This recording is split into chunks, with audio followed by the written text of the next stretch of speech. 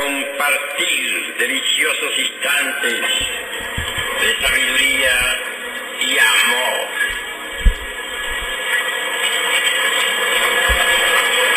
¿Han visto ustedes en escena una danza muy preciosa de hermosos niños compatriotas mexicanos?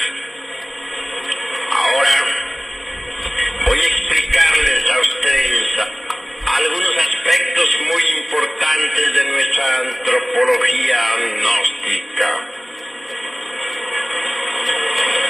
Todas estas danzas antiguas, como ya les he venido diciendo, contienen en sí mismas mensajes esotéricos crísticos profundos. Todas estas danzas están llenas de honda significación. Vale la pena escuchar todas estas armonías. Vale la pena observar estas exóticas danzas. Nuestro país, México, está lleno de profundas tradiciones esotéricas. Recordemos nosotros a los seres divinos, a quienes se les rindió culto en el antiguo México. Recordemos por un instante a Tlaloc, el dios de las aguas. En el paraíso de Tlaloc, dicen las tradiciones, reina la felicidad absoluta. A muchos les parecerá como algo fantástico que en pleno siglo XX hablemos del paraíso de Tlaloc. Sucede que los supercivilizados de esta época se han olvidado plenamente de la sabiduría elemental de la naturaleza. Tlaloc es ciertamente un depa del elemento agua. Es una potencia cósmica del universo. Tiene existencia real. Indubitablemente, esta clase de intrusos cósmicos viven normalmente en la región de las causas naturales, región a la cual los científicos del átomo y de la molécula no tienen acceso. Sin embargo, los profetas de Anáhuac, en estado de éxtasis, podían penetrar en tal región y platicar cara a cara con Tlaloc. En nombre de la verdad diremos en forma enfática que el paraíso de Tlaloc existe. Bien sabemos nosotros que hay 4 regiones fundamentales. La primera la denominaríamos la región celular. Es esa región de la vida orgánica, la región tridimensional de Euclides.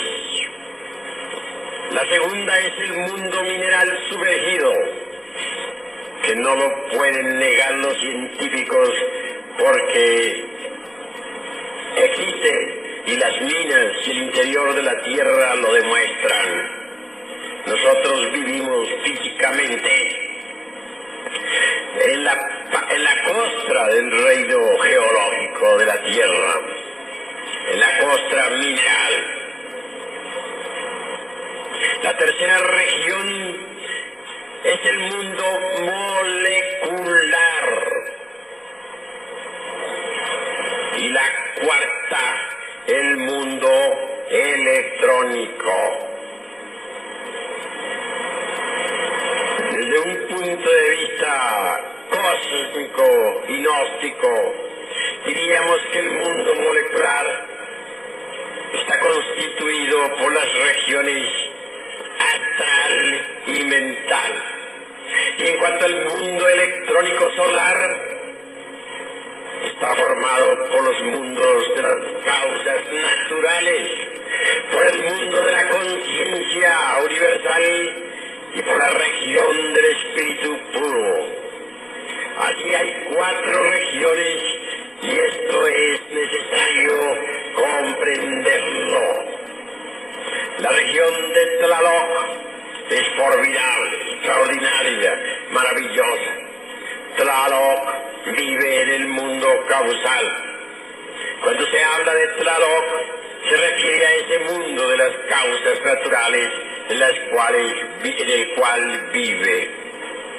Preciosas tradiciones registradas en los códices dicen que vive rodeado de multitud de hermosos niños y que cuando un rayo cae es porque algún cántaro o simplemente vasija se ha quebrado, se ha roto. Claro, esto es simbólico y en modo alguno deberíamos tomarlo literalmente. Se dice también que Tlaloc tenía a su esposa. Se refiere a la valquiria, se refiere al alma espiritual que es femenina. Viene dicho en muchas de mis obras que el íntimo, es decir, nuestro ser, tiene 2 almas.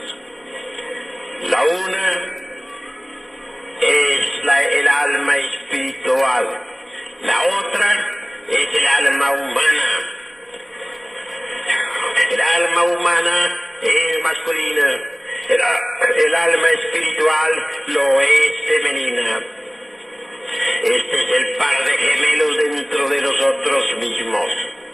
Este es el ciclo de Géminis en nuestra naturaleza espiritual. Así que cuando se habla de Tlaloc y de su esposa, se refiere en forma enfática en los códices a las 2 almas, la masculina y la femenina de Tlaloc. No es culpable Tlaloc de que se hubiesen inmolado muchos niños y doncellas en su honor. Siempre se hacía para implorar las lluvias. Mas Tlaloc jamás exigió tales holocaustos.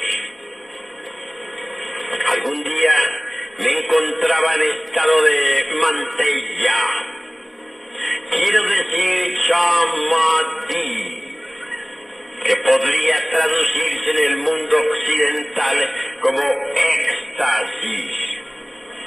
Lo había logrado a través de la técnica de la meditación, pasando por el dharana, que significa concentración, por el dhyana, que significa meditación. En tal estado de arrobamiento espiritual, pude encontrarme en realidad de verdad frente a frente con Tlaloc. La recriminación que le hice. Así, mis queridos hermanos, se trata de un gran ser que habrá de volver al mundo físico. Hablando en el sentido meramente cristiano, diríamos que se trata de un ángel y volverá. Así lo dijo, mediante el samadhi, en el cual eran expertos los antiguos sacerdotes del Mayab, como los profetas de Anáhuac, o los místicos toltecas, artistas de renombre, etc. Podían penetrar mediante la profunda oración y meditación en esta región maravillosa donde vive Tlaloc. También se afirmaba que aquellos difuntos que eran sacrificados o aquellos que morían ahogados podían penetrar en el paraíso de Tlaloc. Así se ha dicho. En el mundo oriental se habla también de reinos. ¿Cuáles son? El de los cabellos largos, o el de la gran concentración, o el de Maitreya, etc. Son regiones que existen más allá del mundo tridimensional de Euclides. ¿Y qué diremos nosotros de todos esos danzantes que también sabían atraer los beneficios del dios de la lluvia? ¿Ya han contemplado ustedes a estos niños? ¿Ya han gozado ustedes con su representación? Esas danzas, estos niños han representado ante ustedes, tenían por objeto, entre otras cosas, atraer las aguas para que fertilizaran a la tierra y germinaran las simientes de toda especie. En otros lugares de América se conocieron danzas similares. En Teotihuacán se celebraban ciertos cultos en la pirámide de la luna con el propósito de atraer las lluvias, y nunca se dejaba de impetrar el auxilio de Tlaloc, el dios benéfico de las lluvias. Es interesante saber que los nativos de Teotihuacán, reunidos en la pirámide de la luna y colocados en la forma en que se encuentran normalmente los sapos y las ranas, imitaran en forma tan maravillosa el cloaca de esas criaturas, y lo hacían con el propósito de hacer llover, y llovía, mas no olvidaban nunca a Tlaloc. También los mayas practicaron ritos semejantes, y como quiera que ellos llegaron no solamente hasta Costa Rica y Panamá, sino también hasta la costa del Caribe en Sudamérica. Aún se conservan tradiciones entre los arhuacos de la Sierra Nevada, quienes practican todavía tales ritos y logran atraer las lluvias. Estos sistemas, estos métodos son extraños para la edad de hierro, para esta negra edad en que nos encontramos. Y a las gentes se volvieron terriblemente groseras y materialistas. Ahora se burlan de todas estas maravillas de la naturaleza y del cosmos. Ya no se ven en las plazas públicas las danzas de los niños, danzas como las que ahora hemos visto. Ya no danzan en Turquía, por ejemplo, los derviches en las plazas públicas. Ni siquiera el uso del fez les es permitido. Todas las bellezas de una humanidad inocente y pura se han perdido. Las viejas pirámides de Egipto han quedado abandonadas, y los supercivilizados de Inglaterra y Francia se burlan de los antiguos monolitos. Me viene a la memoria en estos momentos aquella aquella frase que el sacerdote de Sais dijera a Solón: Solón, Solón, ay, hijo mío, días llegará en que los hombres se reirán de nuestros sagrados jeroglíficos y dirán que nosotros los antiguos adorábamos ídolos. En realidad, de verdad, con el Kali Yuga se perdió completamente la inocencia y de la belleza del espíritu.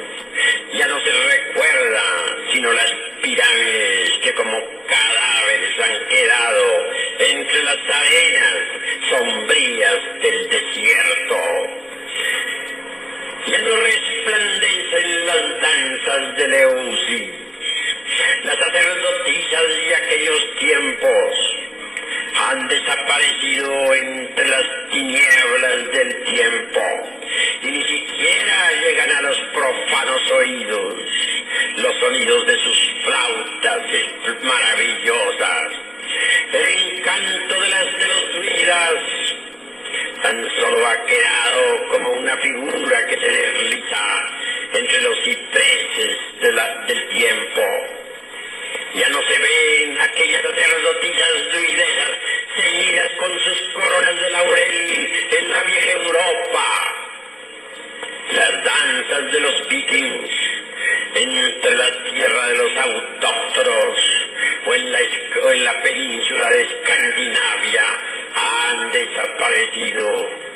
Y solo recuerdos muy lejanos contienen el folclore y la leyenda mística. Y por el sur de América ya no se escuchan las flautas de los templos incaicos. Se han cerrado los corredores que comunicaban al Perú con Bolivia. Los templos están desiertos. Las pirámides se han cubierto de hierba. No se ven por aquí o por allá los sacerdotes del fuego, los incas, estos reyes majestuosos. Brillan ahora por su ausencia. Ha olvidado la humanidad la sabiduría antigua. Ha olvidado la humanidad la religión sabiduría de las antiguas edades.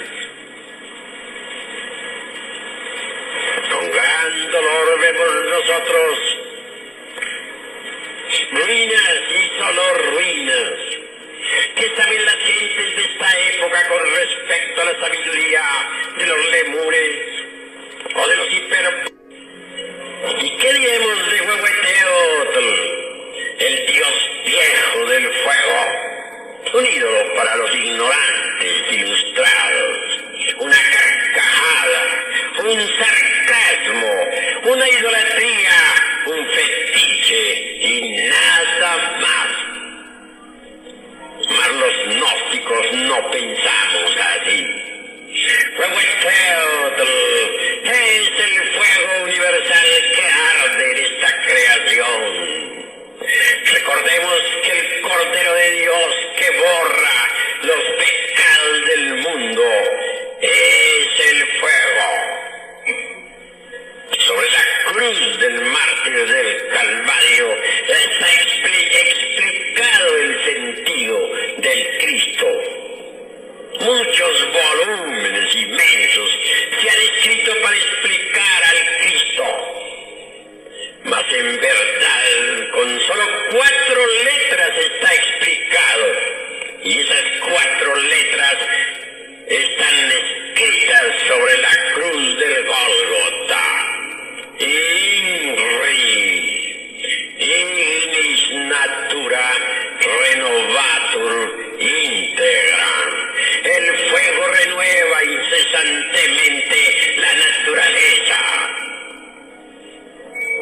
Cristo es el fuego que arde en esta creación. No debemos olvidar que Cristo está crucificado en la tierra. El fuego del fuego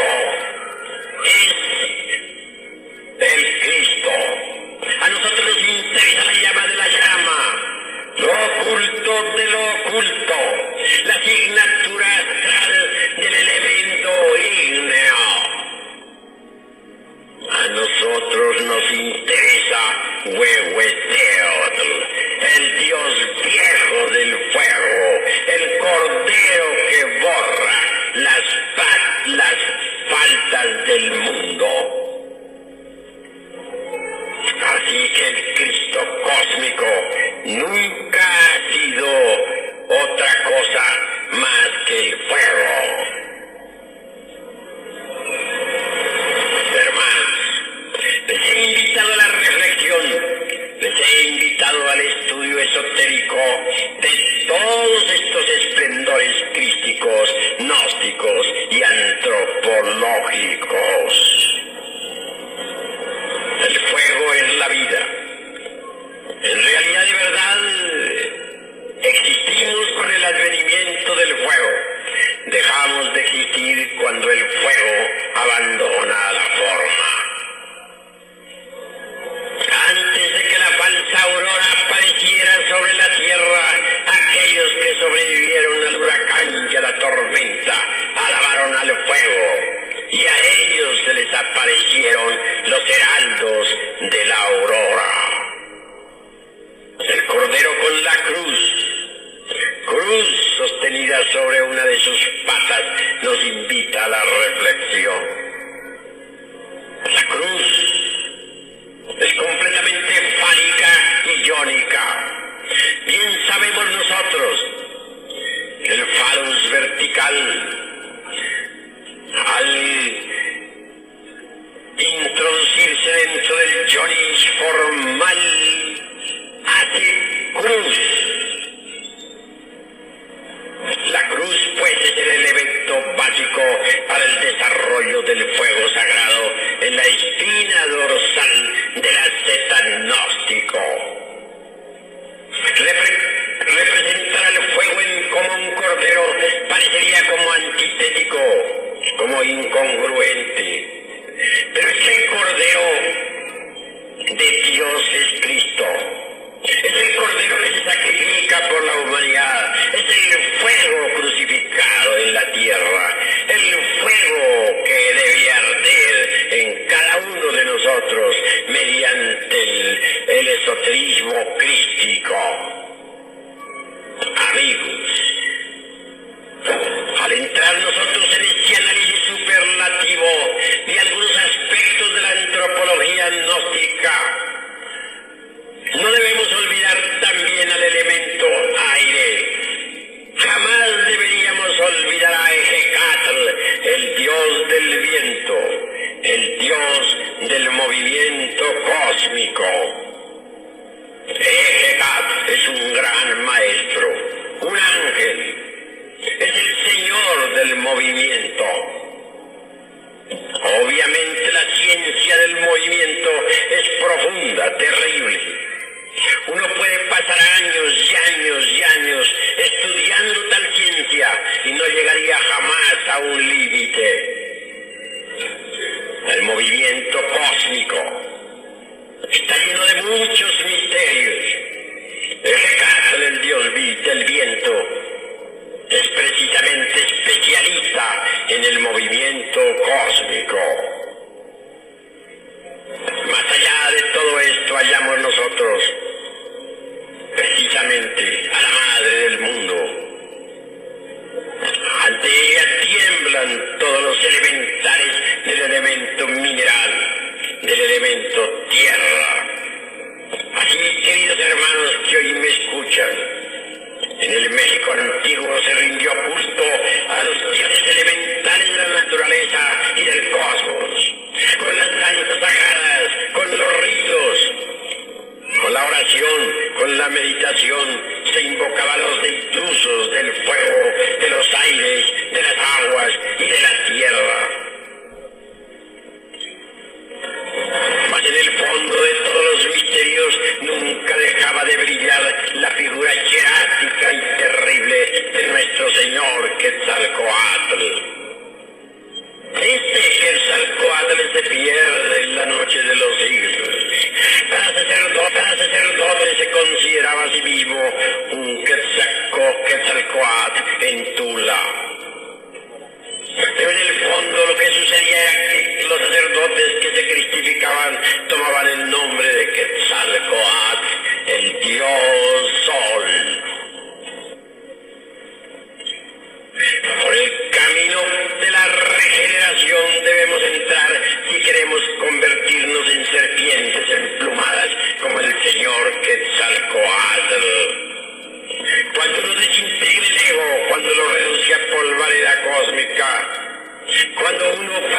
a los cuerpos existenciales superiores del ser y los convierte en vehículos de oro puro.